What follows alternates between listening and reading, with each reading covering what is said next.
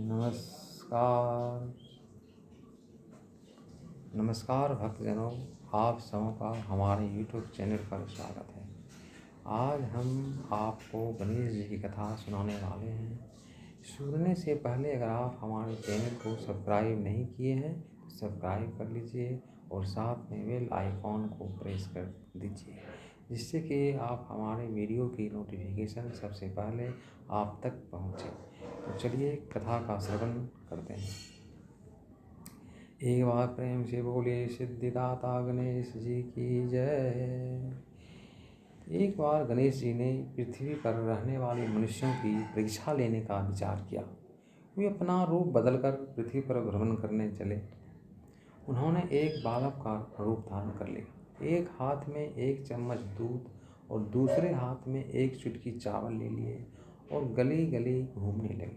साथ ही साथ आवाज़ लगाते चल रहे थे, कोई मेरे लिए खीर बना दोगे, कोई मेरे लिए खीर बना दोगे।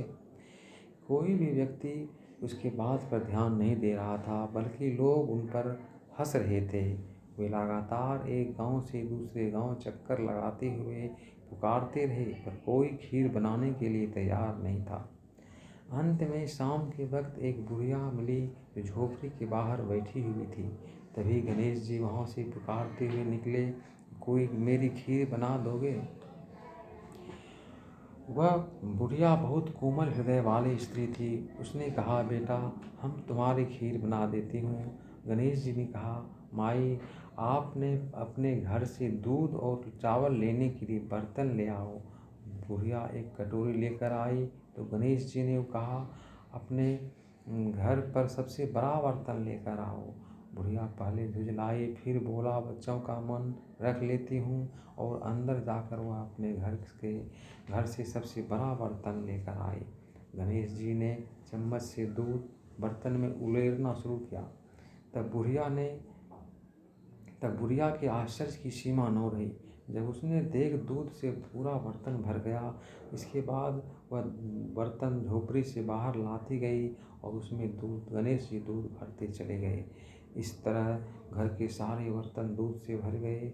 गणेश जी ने बुढ़िया से कहा, मैं स्नान करके आता हूँ, तब तुम खीर बना लो और मैं वापस आकर खाऊंगा।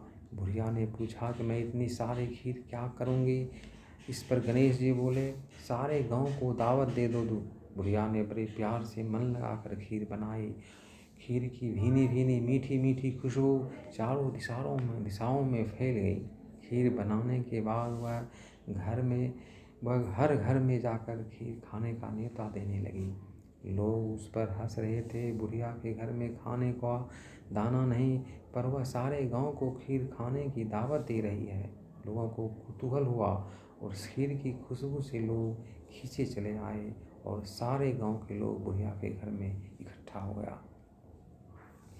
जब बुढ़िया की बहू को दावत की बात मालूम हुई तो वह सबसे पहले वहां पहुंच गई।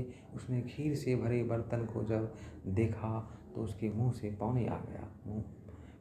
उसे बड़ी जोर से भूख लगी हुई थी। उसने एक कटोरी में खीर निकाली और दरवाजे के पीछे बैठकर खाने की तैयारी करने लगी।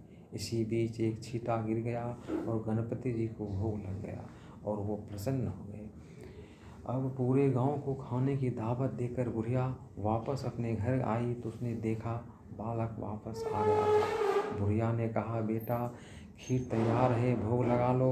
गणपति जी बोले, माँ भोग तो लग चुका है, मेरा पेट पूरी तरह से भर गया है, मैं तृप्त हूँ। अब तुम खाना अपने परिवार सहित खा और गांव वाले को खिला। बुढ़िया ने कहा, यह तो बहुत ज़्यादा है, सबका पेट भर जाएगा, इसके बाद भी वह बच जाएगी। उस बची खीर का मैं क्या करूँगी।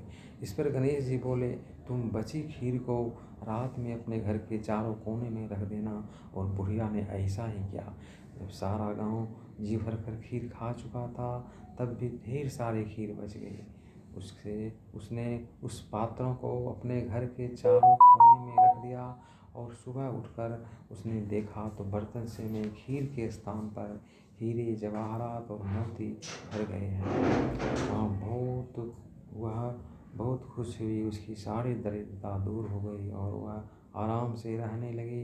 उसने गणपति जी का भव्य मंदिर बनवाया और साथ में एक बड़ा सा तालाब भी खुदवाया। इस तरह उसका नाम दूर दूर तक प्रसिद्ध हो गया।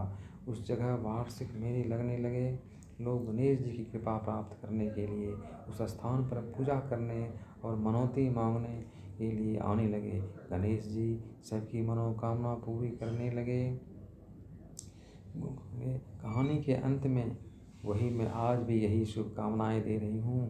कहने को, सुनने को, हुंकार भरने को, जैसी कृपा गणेश भगवान ने बुढ़िया पर की, वैसी कृपा आज हम सब भक्तों पर करें। जय गणेश जी की जय।